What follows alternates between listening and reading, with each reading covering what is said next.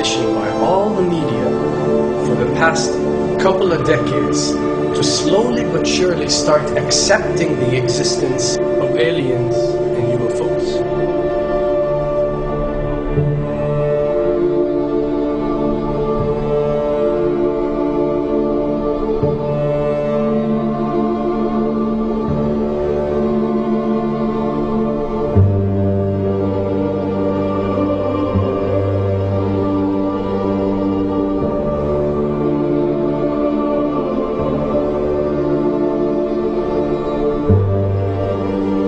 I can tell you right now that 99% of every UFO sighting that has ever taken place has actually not been an unidentified flying object, because this has always been military technologies.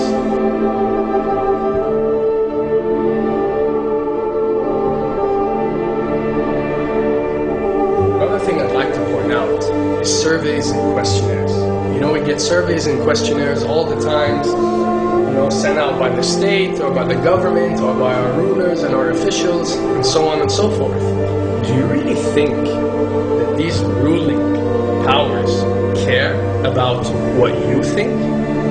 Do you really think that they're waiting to ask you and receive your answer before making a decision?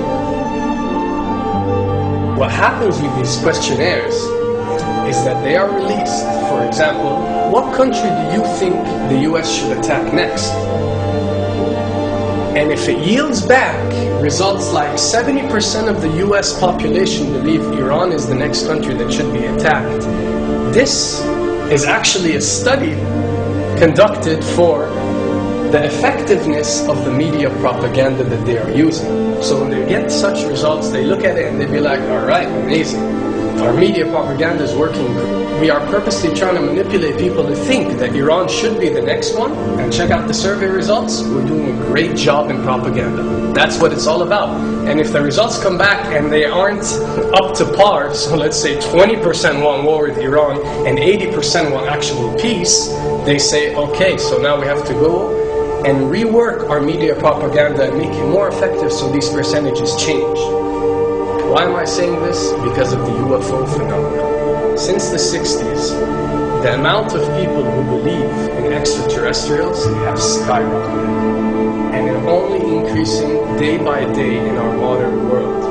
This only confirms the success and the plans that are taking place to first manipulate you to believe in UFOs, and second, to conduct a UFO attack that is going to force the whole world to unite to fight off this enemy and accept the New World Order.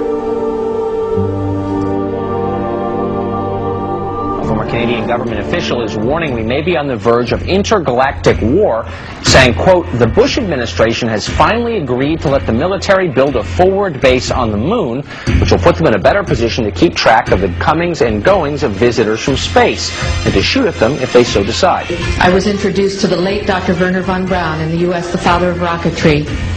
In my first meeting with him, during that first 3.5 hours, he said to me, Carol, you will stop the weaponization of space, because there is a lie being told to everyone that the weaponization of space is now first being based upon the evil empire, the Russians. There are many enemies, he said, against whom we're going to build this space-based weapon system.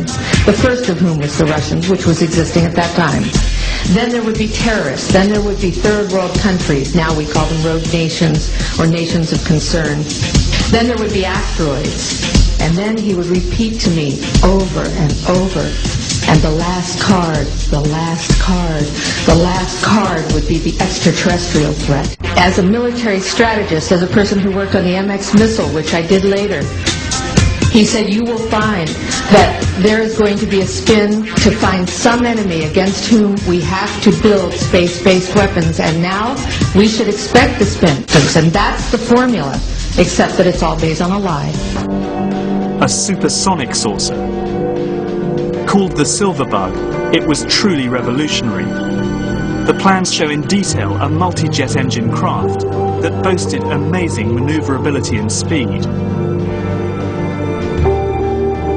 It's an intriguing thought that this concept may tie in with the work of the German scientists who brought saucer technology to the US at the close of the Second World War. What was needed were certain cover stories. What do you do when people are spotting aircraft and then telling reporters that they've seen something very unusual flying out of an airbase in Nevada? And frankly, this was the origin of a lot of the sightings that took place in the mid-50s, 1954, 55, 56, of unidentified flying objects, the UFOs. So the CIA was involved in encouraging people to believe that, yes, they saw UFOs, and the CIA and the military tried to be very helpful to reporters to get these stories out, to divert the attention of the country, and particularly the people in this region, about what they had actually seen.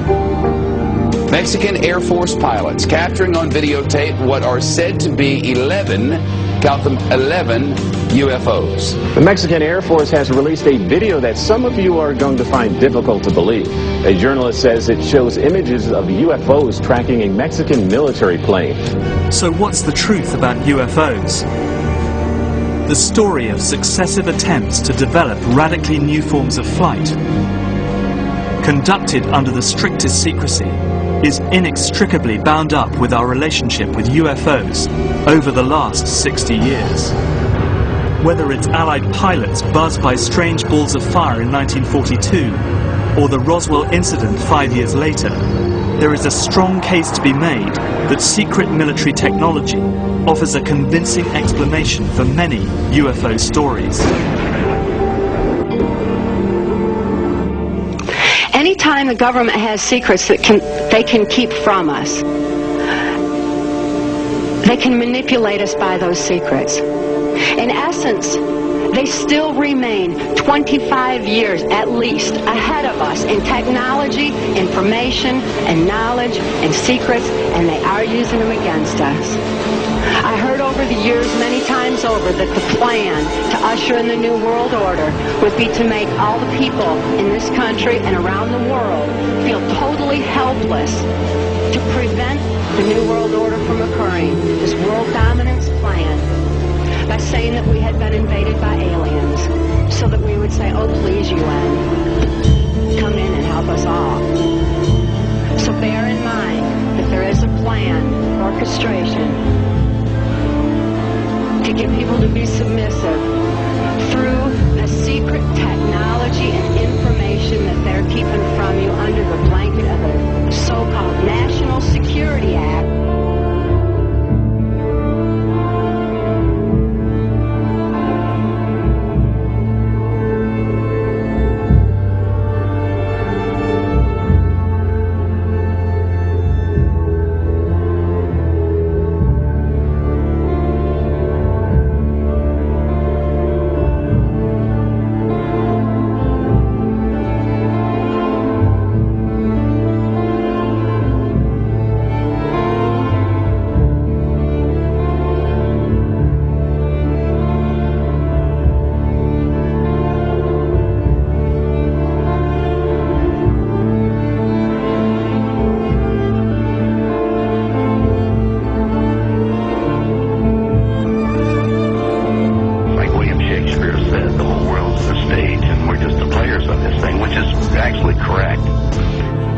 Perhaps we need some outside universal threat to make us recognize this common bound. I occasionally think how quickly our differences worldwide would vanish if we were facing an alien threat from outside this world.